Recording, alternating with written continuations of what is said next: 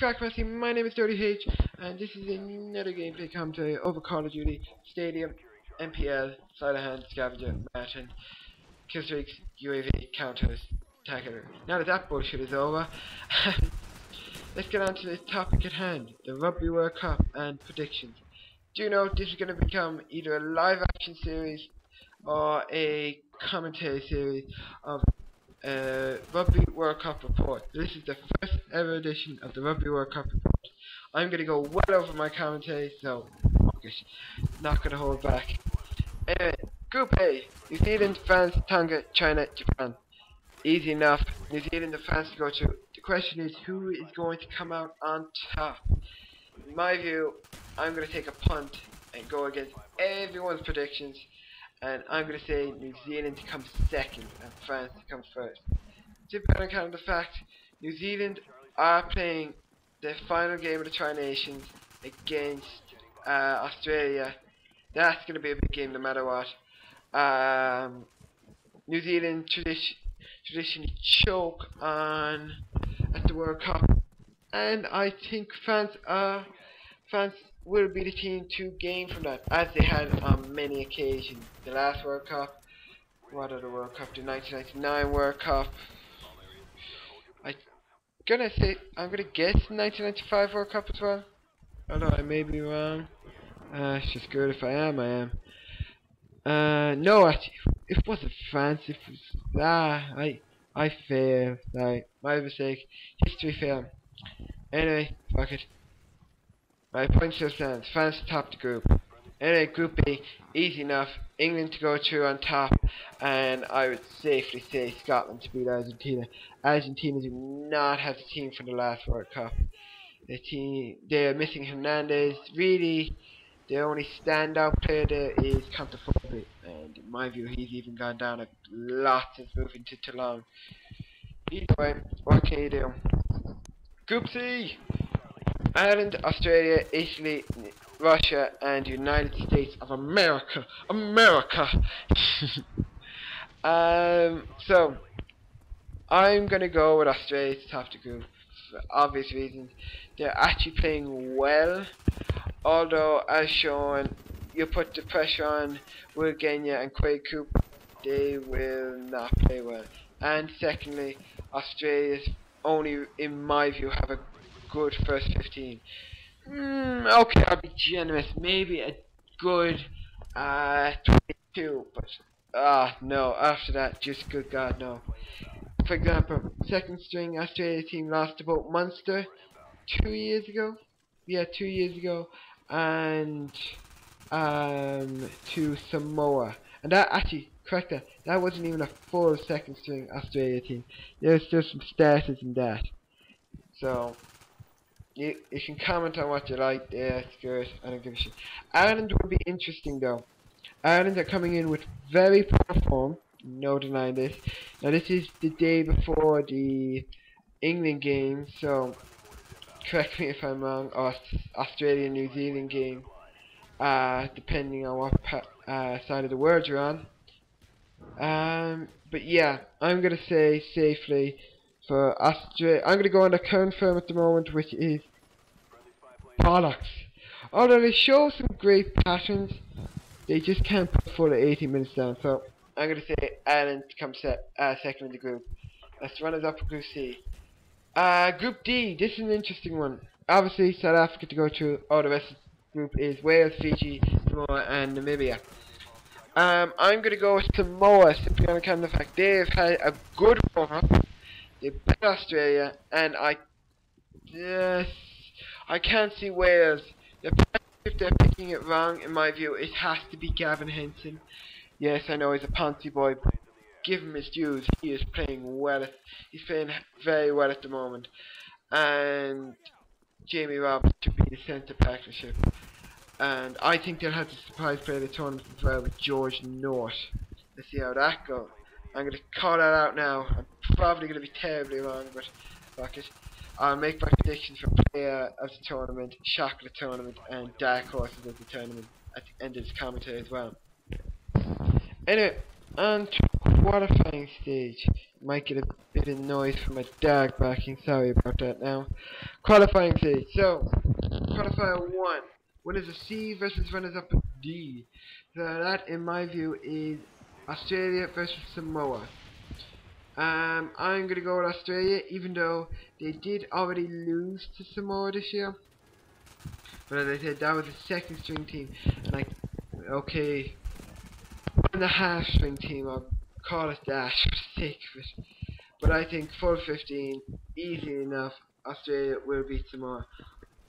But, I will mention earlier, I think Samoa could be the dark horses of the tournament, along with another team I will mention later.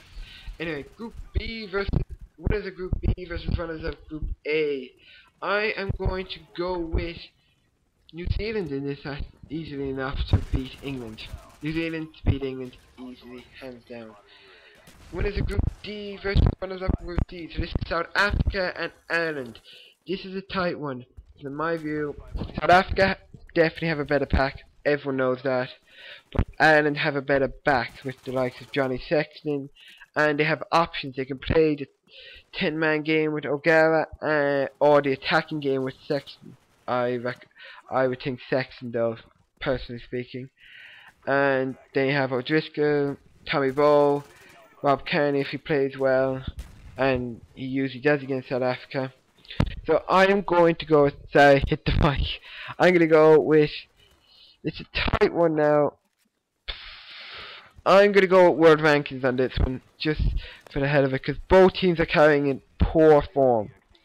But I think with the win in the group would just about carry them through, so I'm going to go with South Africa.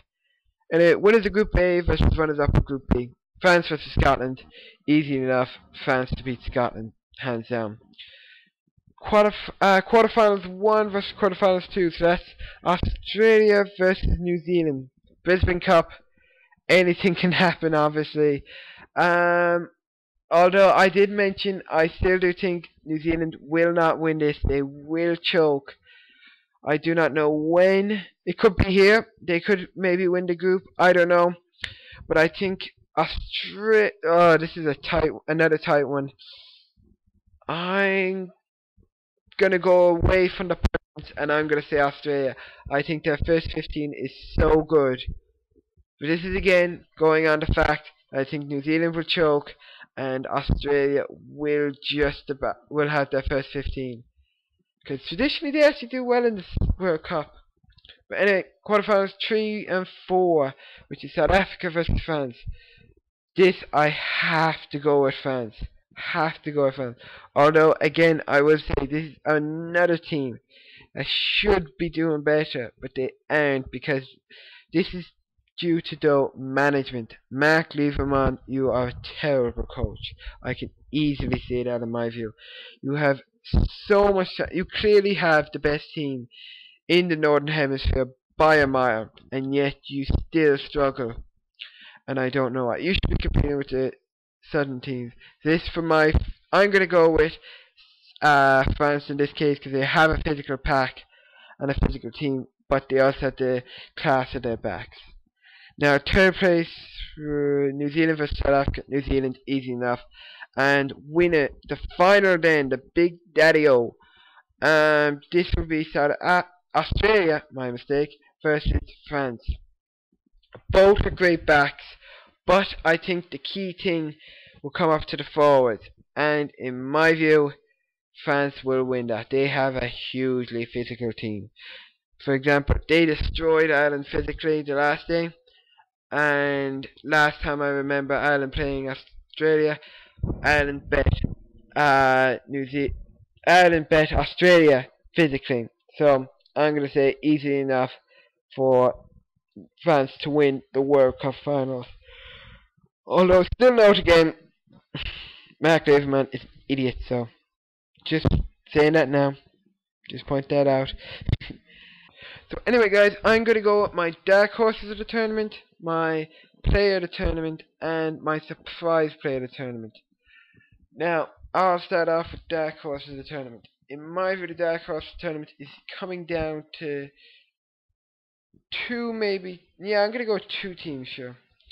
And one has to be Samoa. I said it earlier because simply on account of the fact they have a hugely physical team when they want to be in terms of tackling, and no matter what anyone says, that takes a lot out of you when you get a big tackle. I can personally say that. And the other dark horses of the tournament, in my view, have to be Ireland. Yes, I know biasness, but fuck it, I don't give a shit. So yeah, biasness, who gives a shit? But yeah, they're coming in with some poor form. There's no denying that. But if they can click when they have to, they are going to challenge nearly everybody. Bar maybe New Zealand, bar maybe the Southern Hemisphere. And no, they might beat Australia and South Africa. And on their day, that's a toughie though. And New Zealand on their day, yeah, no one's beaten New Zealand on their day. Although New Zealand do have a track record of not being able to finish off big games. So anyway, players of the tournament. I'm gonna go with. I'm gonna go with 3 players of the tournament just to make it easy. I'm gonna go with the obvious one, Dan Carter. Nothing really has to be said about that. 2 is gonna be Quay Cooper. Reason why, he's just amazing going forward. Probably the best attacking 10, maybe of all time, but definitely lately. And the third player of the tournament, actually fuck it, I'm gonna make it 5 players just for the hell of it. The third player of the tournament, I'm gonna go with Johnny Sexton. Johnny Sexton has shown in premises he is some player. Like, he's an unbelievable player when he has to be. Just look at the Heineken Cup final. Unbelievable player, absolutely amazing. Then another one, I'm gonna go with Shane O'Byrne. Simply on account of the fact, give that boy the ball and tell him to run, and he is a danger against anyone. He just destroys absolutely everybody with ball in hand, and he's got good at the lineouts too. 5th player, this is a tough one. I'm going to go with a French player just for the hell of it, and I am going to go with, what's his name? Okay, I'm going to cut that out there and start again. So 3, 2, 1. So for my 5th player, I'm going to go with another obvious one. Mr. Cheat himself, Richie McCaw. And yes, New Zealand fans, you're allowed to slag me for calling him a cheat. But that man was born offside. Anyway, so they are my players of the tournament. And probably, I'm going to go with one more player as a kind of surprise package, and that is going to be George Nord for Wales. If Wales do make it through, it will be a lot down to him. But anyway, guys, that's the end of it. As I said, I'm going to start doing this weekly now for the World Cup report. It'll come out every week where I talk about all the games of the last week and see what you think. Anyway, guys, enjoy yourself. Talk to you later.